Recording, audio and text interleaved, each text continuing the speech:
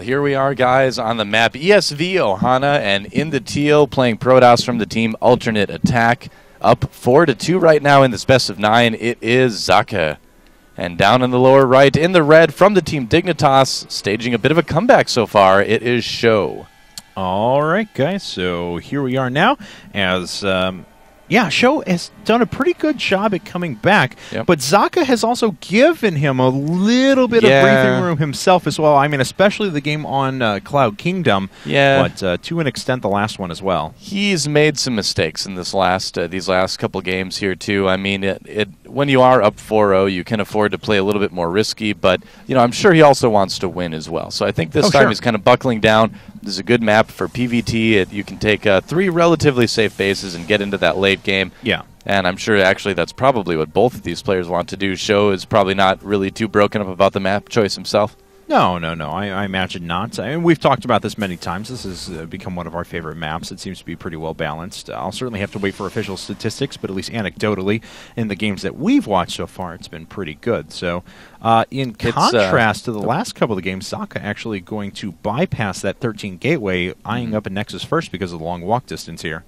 Just kind of talking about the map a little bit more, I'd have to say if any race is a little bit favored on this, it's going to be Zerg. The middle is very open.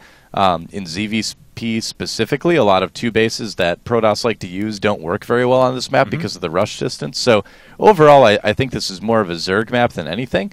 In TVP, though, there's not really much of a difference. It should be about the same for both players.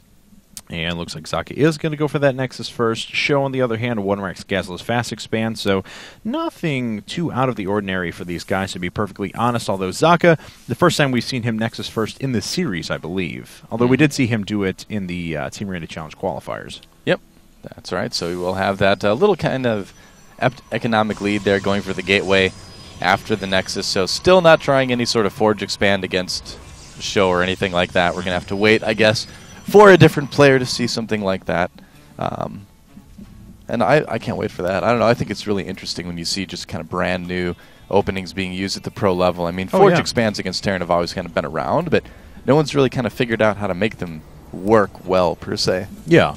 I look forward to people trying, though. We've seen a couple attempts in the Team Arena Challenge qualifiers, which, by the way, guys, Team Arena Challenge starts again on Tuesday, the official tournament, 24 teams. Competing for $20,000. And, of course, normally we broadcast at 5 p.m. Pacific. We are actually going to be changing that now. So starting next Tuesday, you can join us live at 2 p.m. Pacific for a brand new set of shows that Doe will be pioneering, the first of which will be Cartographer, an in-depth look at a map that Morrow just put out, actually. And then at 3 p.m., and this is actually going to be permanent, 3 p.m. Pacific, we will now be going live with our daily broadcasting of the actual matches themselves. So going to be a little bit more convenient for European viewers, and we certainly think it'll be a positive change overall. Yeah, more broadcasting overall, and hopefully at a better time for most of you. If you have any feedback for us, we always do welcome that, so definitely tweet at Kevin Naki, at Gosudoa on Twitter, and at IGNProLeague, and let us know what you think. We do care. We care. That should be our new tagline. IPL. We care. I think somebody's already using that. I don't care. I don't know. Oh, wait, no. I just went against our tagline. No! But we do care. I don't care. Maybe. All right. Socke's going to end up Space Shark doesn't care. For a robotics facility right after this as well. So we saw him do this in one game before. At least he went 1 gate expand into Robo right afterwards. Not the Nexus first into Gateway Robo, but still the same general idea, just with a better economy to back it up. Yep. And I think we're going to see a pretty passive game here. I don't think we're going to see a lot of action early on. We've got SjoW, like you mentioned, doing basically the same thing that he's been doing the entire time. Excuse me. And Socke, I bet he loves having that Zealot at that forward Xel'Nagitar. He's like, this is great. I can get lots of vision with this. My opponent doesn't scout. No, that's SjoW's vision so far. So that is very SjoW-esque. What he has seen. Yes. Yeah. Has he seen over here? No. No. Maybe over here? No. No. Doesn't really know. I mean, it's so scary when you see players just kind of making assumptions. I mean, for all he knows, Socke could be going for a Void Ray all-in right now. I mean, obviously, this is a ridiculous map for that type of thing. But my point is that SjoW doesn't really know. He doesn't know what his opponent is doing, and that can come back to haunt you sometimes. Well, probe count for Socke getting pretty high now, so it may come to the point where he's going to think about a third base here pretty soon. He has been aggressively going after third bases in the set, and actually this go-around really investing in tech ahead of time as well. Make sure he gets out a couple of observers nice and early, gets those 3 gateways down along with the Forge and a Twilight Council very, very quickly. Yeah, it looks like he probably wants to go charge lot Archon with that +1 armor. That's definitely a possibility. He's played sort of like that early on. He knows that he's not really going to be able to attack into the natural of SjoW, so he's just going to kind of tech up a little bit and wait, and then try to catch his opponent out on the map, or maybe try to defend the third. He's got some good options. All right. Well, he does have an additional 2 gateways coming up, so it will be a total of 5 here in a second, along with Blink and +1. So Blink, actually what was chosen. SjoW, on the other hand, has a nice defensive wall up at the front, this time without any holes in it. So, in contrast to the Antigua Shipyard game. Yeah, it didn't go too well. I like what Socke's doing, though. He's switching things up. He's going kind of the opposite of what he's been going for a lot of games so far already today, going for that Blink play first. And on a map like this, you do need to be a little bit more aware of drops. And, of course, Blink Stalkers are good for getting over there in time to stop drops. And they're also good just for kind of having out on the map. You're not going to really lose them. Even if your opponent has Concussive Shell, your scouting Stalkers will be able to get away pretty easily. And not a lot of units out there for Socke, though. He's been playing incredibly greedy. As you can see, finally adding on some more Stalkers. But before that, only had 5 Stalkers, a single Zealot, and 3 Sentries to the 52 probes at the 9-minute mark. So completely investing in his economy has pretty much been his plan all along. Yep, just playing very, very passive. And that's kind of the name of the game for both of these guys here, too. Looks like he might want to put a little bit of pressure on his opponent. But keep in mind, this is a timing that's kind of oriented around taking out that third base of SjoW. And looks like Socke's starting to creep his way out on the map. Finally has a few attack units to go along with this, as +1 attacks is on the way. SjoW already finished with +1, though, moving over to +2, and he's going to have Concussive Shell and Stimpack very, very soon. Yep, good timing by SjoW. Might be hitting this army a little bit too early. Yeah, he's just going to need to run for it. Loses a couple of Marines there, forces a little bit of energy out of his opponent, though. Guardian Shield and a Force Field, so not the worst for both these players. Looks like, so Socke trying to come around from the side. I'm sorry, I missed the blink up, though. It just went away as that happened, so a couple more Marines have gone down. Now, finally, Socke wants to engage. SjoW just standing in there, though, and with that superior DPS. Looks like he was able to knock out a couple of Stalkers, but he is going to have to cancel at third base. Yep, that's right. So mission accomplished for this little push from Socke. That's what he wanted to do, is cancel that third base, or at least, force it to lift and fly back if it had already been finished and taken early by SjoW. And now, we're just going to see Socke go home and just be content with that. Now, SjoW has scouted Socke's third base with his factory, so he's going to maybe be able to make some plans to drop that in the future or something like that. But at this point, Socke with a pretty good advantage.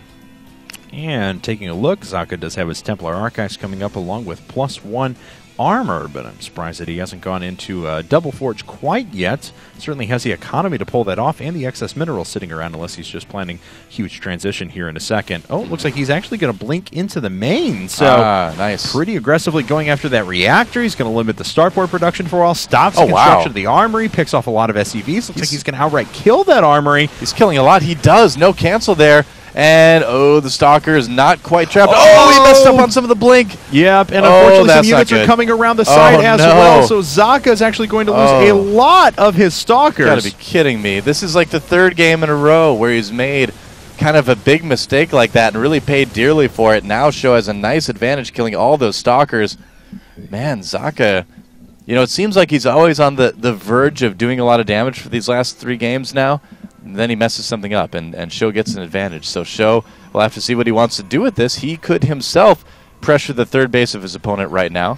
Yeah, it looks like that's basically what he's planning to do. Ghost Academy coming up for him. He's rebuilding that armory, of course, so it'll be a little while before he's able to get that economy out. Yeah. And, or get the additional upgrades. But he is morphing into third orbital command at the same time while gathering his forces outside of his opponent's fourth.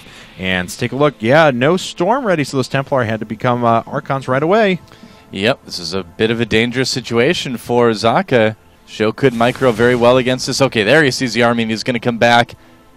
And he needs to get there, needs to save that third base. Well, we'll see. SjoW actually going to go ahead and try and get the best possible engagement. He almost picks off one of the Archons, now spreading out his forces, but he does expose himself to a little bit more Zealot fire, and it looks like SjoW is going to have to get himself out of there very quickly. Yep. So nicely handled by Socke. Was able to deny the denying of his base. Oh, even picks off a medevac at the very end. But there are more reinforcements on the way for SjoW. So Socke's not done yet. He needs to kind of still continue to defend and be careful. And as we can see, upgrades for those ghosts coming up. These barracks are all queued up. No add-ons being put onto those. No additional barracks being made. So kind of interesting to note. Yeah, I mean, it's a situation where I think he just wants to get a lot of units out early on. He did just lose a lot, so definitely not a time to be building add-ons in most cases. But either way, it's still in a pretty good spot. These Zealots not really doing a whole lot with the harassment. Nope, unfortunately not. And the rest of the units coming back now for Socke. It looks like SjoW, though, is going to try and drop at the same time. Oh, there is a Templar sitting there. Has one feedback. Oh, Blink! Blink Stalkers were there as well. Two of the medevacs go down. The third going to fall as well. A huge advantage now for Socke. Yeah, no kidding. That just gave him about a 40 supply lead. He's moving down the map with another large army here. And will SjoW have enough at his third to defend this? Only 2 medevacs, and that's a lot of damage coming in from those Archons and charge lots. All right, well, we'll see if it's going to be enough. The one EMP is launched. Actually hits a good number of the sentries, so pretty good targets to hit there. Charge lots making their way around the right. They decide to peel off from the engagement and just start making their way into the production structures, which is kind of an interesting decision because now Socke has pulled his army in half. Yeah, interesting choice there. But I guess it does do some damage. I mean, he is able to trade some units, but that probably could have been executed just a little bit better, you know? He was at a 40 supply advantage. Now it's sitting around 20, so he does voluntarily split his forces up, and that allows SjoW to kind of take advantage of that and didn't take too many losses himself. In fact, still holds on to this third. Well, the sentries got away, so that was one of the probably nicest things for Socke. That's really one unit that you don't really want to be building more of at this point in the game. You want your gas to go for other things like Templar, Colossi, etc. So it's good he at least kept the sentries alive.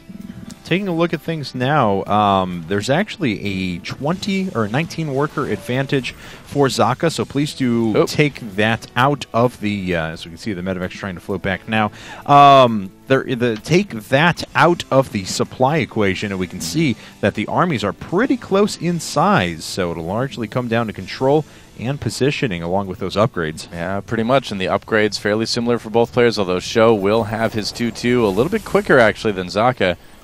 And that could be what he could use to get back into this series. And 2-2 just finishes up now for SjoW, so he's starting to move his way out on the map.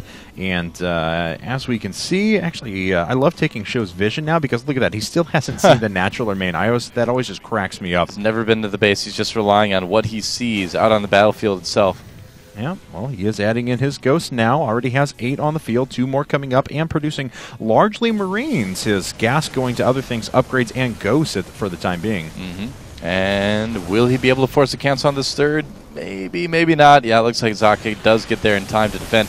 Good storms trapping in some of those army against the Zealots. If he storms there again, that'll just be perfect. But it looks like he's out of energy. Great EMPs on some of the units. Oh, and SjoW is going to absolutely own that army. Wow, those EMPs were just stellar. And the Archons all melt. And now a 50 supply advantage for SjoW. SjoW, how are you doing this? Wow, Socke was at a massive advantage in this game, but SjoW is taking it right back and put himself on the verge of taking his 3rd game in a row. You know, Socke's big problem this entire series is that his engagements have just not been very good at all. I mean, his macro's been decent, his decision making has been quite good, but the fights themselves, like right here, this, you know, it's not a good place to be fighting for Socke. Your base is already canceled. Why are you even out on the map? You need to kind of fall back and play a little bit more carefully at this point, but I think it's just going to be too much. I think we're going to just see SjoW roll over his opponent at this point. Yeah, it kind of looks like it. The Colossus goes down, and a lot of the meat of that army has disappeared. This base going to fall with it, and I think we may just see a GG here, as SjoW is going to take his 3rd game in a row, sending us to game number 8. It is quite possibly scans. He's like, yep, thought so. Not really too many units out there.